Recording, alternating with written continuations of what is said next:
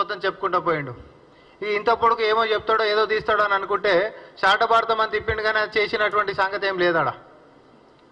కాంగ్రెస్ పార్టీని విమర్శించనీకే, పాత ఇన్ఛార్జీలు ఎందుకు పోయారో కారణాలు చెప్పనీకే, మమ్మల్ని అడిగేదానికంటే ముందు ఫస్ట్ మీ మాజీ రాష్ట్ర అధ్యక్షుడు అయినటువంటి బండి సంజయ్ని అర్ధరాత్రి పూట పీకేసినటువంటి దానికి గల కారణం తెలంగాణ సమాజానికి చెప్పురి. ఫస్ట్ మమ్మల్ని అడుగుతుండ్రు,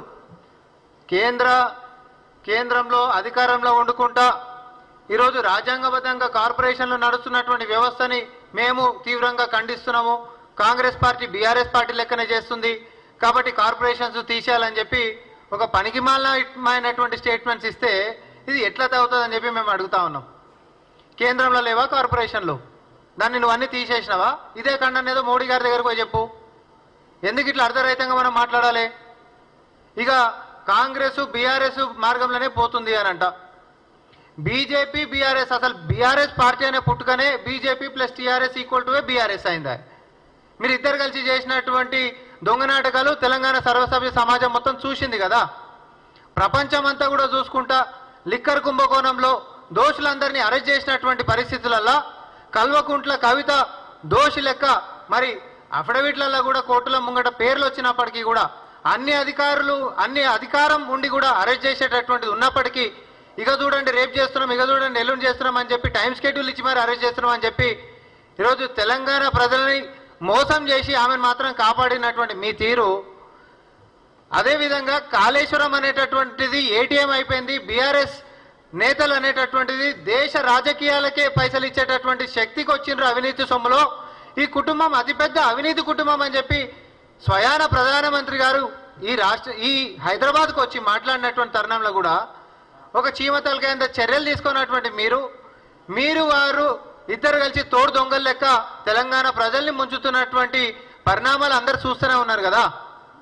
మీ ఇద్దరు ఒకటైపోయి ఒక పక్కనేమో అవినీతి జరిగింది ఏటీఎంలు అయినాయని చెప్పి మీరే అంటారు, ఇంకొక పక్క ఆధారాలతోటి అఫిడవిట్లలో పేర్లు కవిత గారితో వచ్చినప్పటికీ కూడా చర్యలు తీసుకున్నటువంటిది మీరే అవుతారు.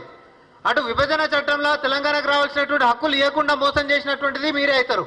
ఈరోజు ఉల్టా వచ్చి 2 నెలలు కాకుండా ముంగటనే కాంగ్రెస్ సర్కారు మీద ఎఫ్ఆర్బిఎం లిమిట్స్కి ఇవ్వాల్సినటువంటి సొమ్ము మొత్తం ఇచ్చేసినా మీకు ఇయ్యనికి ఆర్థిక సాయం ఏం లేదని చెప్పి తెడ్డు చూపించేటటువంటి మీ యొక్క కుటిల రాజకీయం కూడా బయట పెట్టినందుకు తెలంగాణ సమాజం ముంగట ఈరోజు మీరు దోషుల లెక్క నిలబడుతున్నారు.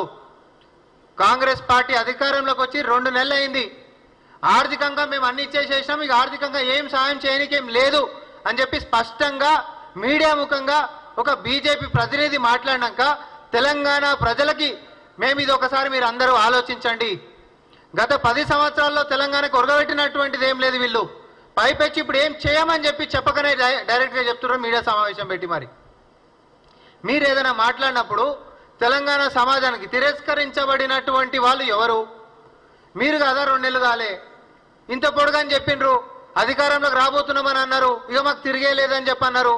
తర్వాత ఓడిపోతున్నటువంటి సూచనలు కనిపించగానే ప్రభుత్వాన్ని మేమే ఏర్పాటు చేయబోతున్నామని అన్నారు, హంగు రాబోతుంది అని అన్నారు. లాస్ట్కి ఫలితాలు వచ్చిన తర్వాత మరి మూతికి ప్లాస్టర్లు వేసుకున్నటువంటి పరిస్థితికి వచ్చింది.